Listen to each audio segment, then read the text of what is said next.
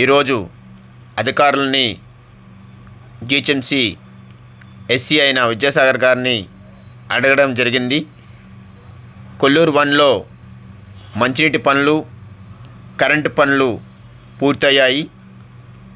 పూర్తయిన double bedroom ఇళ్ళకి సంబంధించిన ఏరియాలోని కొల్లూరు 1 ఏరియా లబ్ధిదారులకి మేము మెసేజ్లు కూడా పంపించాము.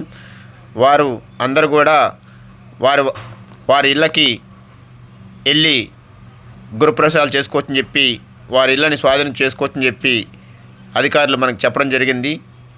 కాబట్టి కొల్లూరు 1 వాళ్ళు అందరూ కూడా వెళ్ళి మీ ఇళ్ళని స్వాధీనపరచుకొని అక్కడ ఏరియాలో పనులు ఏ రకంగా ఉన్నాయో పరిశీలించి స్వాధీనపరచుకోవాల్సిందిగా విజ్ఞప్తి చేస్తున్నాం.